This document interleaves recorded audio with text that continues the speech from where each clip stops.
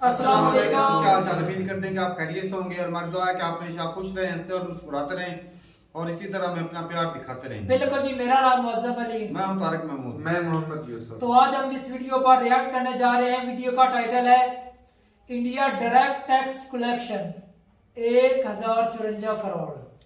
तो ये भाई साहब इतना ज्यादा टैक्स, मेरे ख्याल में जीएसटी जो टैक्स लगाया था वो टैक्स इकट्ठा हुआ है। वीडियो देखते हैं और अपना रिव्यू एंड पर देंगे। कौन करते हैं? 1 2 3 वीडियो स्टार्ट। सवाल करते हैं मोदी सरकार की नीतियों पर, उनके लिए जवाब आ गया। जो कहते हैं मोदी सरकार में महंगाई बढ़ी, उनकी जुबान बंद करने का वक्त आ गया। जो कहते हैं मोदी सरकार जुमलेबाज है, उनकी नींद उड़ाने का वक्त आ गया। भारत ने खजाने में अब तक का सबसे बड़ा उलटफेर करते हुए दुनिया की नींद उड़ा दी।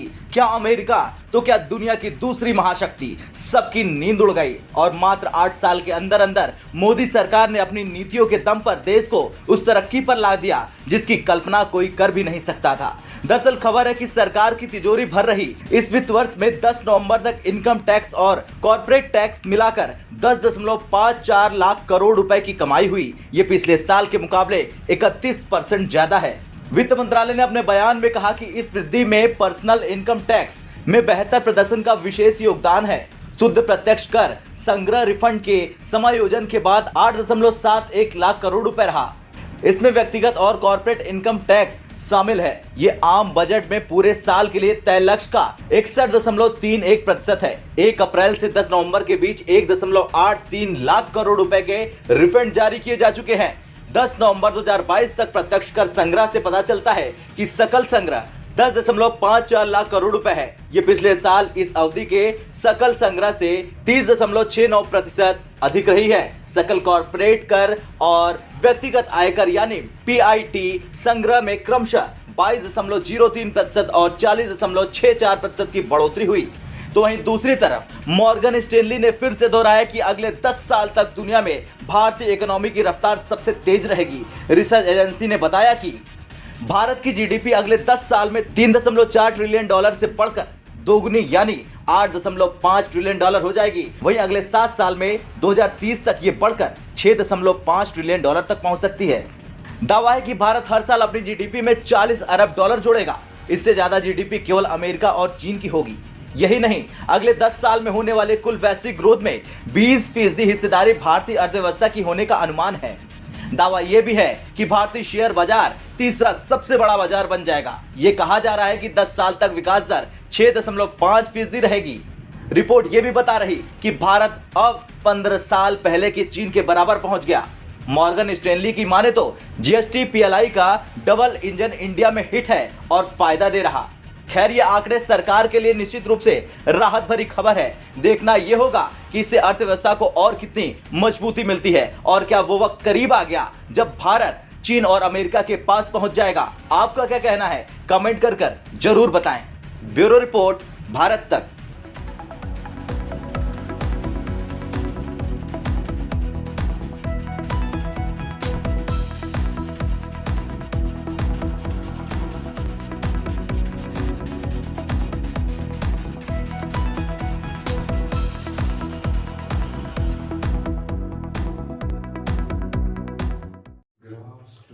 चलो जी, वीडियो खत्म हो गई और छोटी सी वीडियो थी भाई, बड़ी इंटरेस्टिंग वीडियो थी। और पहले भी हमने कई ऐसी वीडियोस देखी जिसमें बताया गया कि जो आने वाले कुछ सालों में जो दूसरे कंट्री हैं उनकी जो है इकोनॉमी जो वो ग्रोथ जो है वो इतनी ज़्यादा नहीं होगी, लेकिन इंडिया की ग्रोथ जो है वो ज़्यादा होगी। तो इसके पीछे जो मेन वजह ये मेरे हिसाब से है कि जो इंडिया में स्टार्टअप शुरू हुए ना, उनका बहुत ज़्यादा योगदान है इसमें।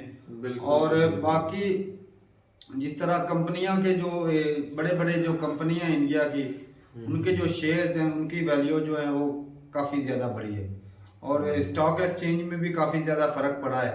देखा जाए तो हाँ, जीएसटी टैक्स जो लगाया था या जो भी टैक्स की कलेक्शन जो है, इनकम टैक्स जो, तो यार जो हुकूमत कलेक्ट करती है ना, ये भी हुकूमत का एक अच्छा स्टेप है। हमारे यहाँ तो देना होता है, ये देखो ना भाई साहब, हमारे यहाँ पे हर बंदा तो टैक्स होता है, यही टैक्स वजह है चोरी ना, वो होती है। टैक्स देती है और हुकूमत उनके ऊपर लगाती भी है। स्टार्टअप जो हो गए या जो कंस्ट्रक्शन हो रही जाओ, जो भी रोड कोरे क्यों आगे हैं भाई हमसे? टैक्स ज्यादा इस वजह से ही। टैक्स देते हैं। हमारे यहाँ तो हर वो बंदा टैक्स आम हो रहा है। मजदूर भी टैक्स देता है। देता भाई, वो 100 रुपया कमाया तो 35 वो रुपया भाई वो ले जाती है हुकूमत। आम मजदूर जो है वो तो भी इधर बताओ, 300 से 400 डॉलर, इधर लाखों कमाने वाले भी नहीं देते हैं। कोई वो बंदा हर नहीं महीने देता। 300 से 400 डॉलर, जो मतलब जिसकी 1300-1400 या 1500 है ना डॉलर, वो 300-400 डॉलर देता है टैक्स हर महीने।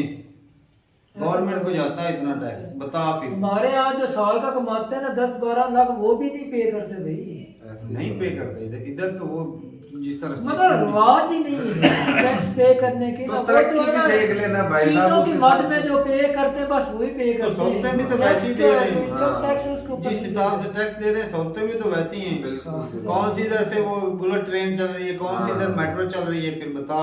सही बात। वो अपनी मदद आपके तहत ही भाई कर रहे हैं। चोरी टैक्स की करते हैं, सहूलतें भी हमें वैसी मिल रही हैं, जलील भी भाई हम ही हो रहे हैं। तो इसमें कसूर गवर्नमेंट का भी है और हमारा भी कसूर है कि हम लोग जो है वो टैक्स नहीं देते। लेकिन ज्यादा कसूर तो मैं गवर्नमेंट का गिनूंगा बिल्कुल, कि उसने भाई साहब पावर डंडे के अख्तियार दम तो पे उनके डंडे पास के है ना, दम पे पावर। टैक्स लेना है। सही बात। गवर्नमेंट चाहे तो टैक्स क्यों नहीं ले सकती? पावर ये भी के पास है। पावर अगर उनके पास है। आवाम ने खुद ही उनको टैक्स पे करना है तारक भाई, तो गवर्नमेंट बनाने का फायदा क्या है? ऐसा तो भाई एक हाथ में पावर तो इसी वजह से दी जाती है ताकि हमको वो सही तरीके से चलाए। हाँ, इसी तरह तो भाई साहब अदालतें और ये पुलिस थाने बंद कर दें, फिर जाए बंदा जिसने क्राइम किया वो जाए खुद ब खुद और फांसी लगा ले भाई गले में। ये तो भाई साहब डंडे के दम पे लेना होता है, जो रोल गवर्नमेंट ने करने लगा वाला देना। होता है ना भाई, वही कंट्री कानून बन जाते हैं देख लो पाकिस्तान इंडिया वाले। में, लेकिन वो लागू नहीं हो पाते।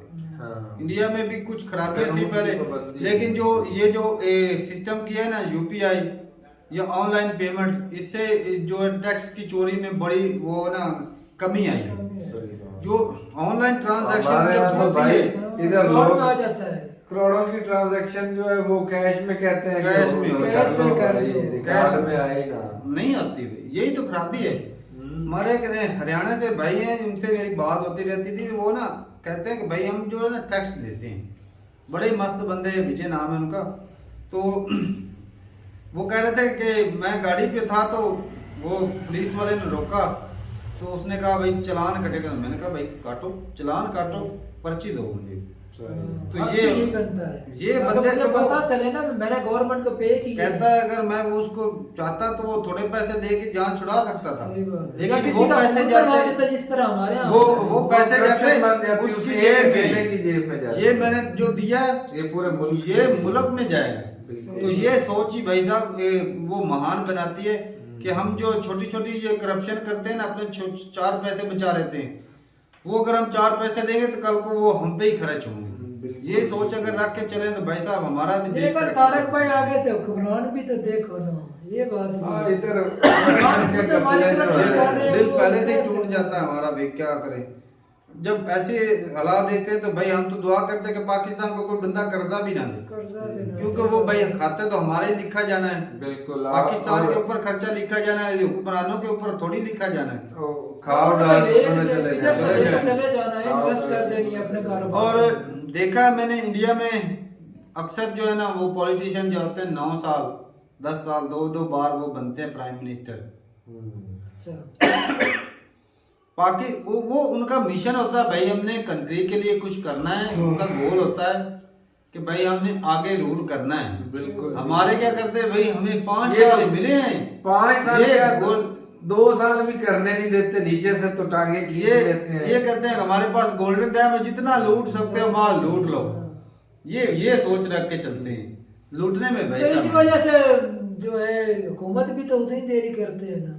इसीलिए तो वो इमरान खान की गिराई करा बेचारा, चलो निकलो यहाँ से। तो ठीक है भाई साहब, कल को जिस तरह आज इमरान खान की कुर्सी गई, फिर शहबाज शरीफ के पीछे वो हाथ धो के पड़े हैं, इसको निकालो।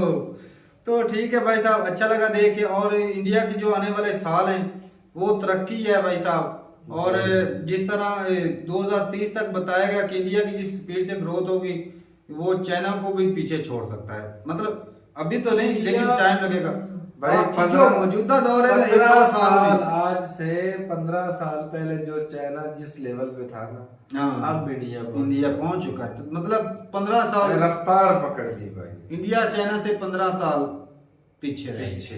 तो वो 15 साल का वक्त जो है ना भाई साहब, जब स्पीड और पकड़ेगा ना इंडिया, हाँ। तो वो भी तय हो जाएगा। बस खराबी चाइना में हो जाए, इंडिया में वो खराबी ना हो। बस खराबी जब तक कंट्री में ना हो तब तक तरक्की होती रहेगी। खराबी भाई हो जाए तो वो धड़म से इकोनॉमी जो है नीचे गिर भाई पूरी वर्ल्ड के अंदर ही खराबी ना हो तब तरक्की होगी। हाँ, सही बात है। अगर यूक्रेन और रूस का मसला हो जाए, पूरी दुनिया ही उसके अंदर है। हाँ, असरात तो पूरी असरात दुनिया पर मुरतब जब होते हैं। खासकर छोटे कंट्री में जंग हो तो इतना मसला नहीं बनता। जब एक बड़ा कंट्री हो जो तेल एक्सपोर्ट कर रहा है, गैस एक्सपोर्ट करता है, दुनिया की इकोनॉमी तो वो चला रहा है। बिल्कुल, तो ऐसे कंट्री के ऊपर जब हालात पैदा होते हैं तो भाई साहब इकोनॉमी गई, सबको कंट्री को भुगतना पड़ता है। और ऊपर से भाई न्यूक्लियर वेपन वाला कंट्री हो और भी डर लगता है। तो ठीक है भाई, मिलते रहे वीडियो के साथ, तब तक के लिए इजाजत दे। अल्लाह हाफिज।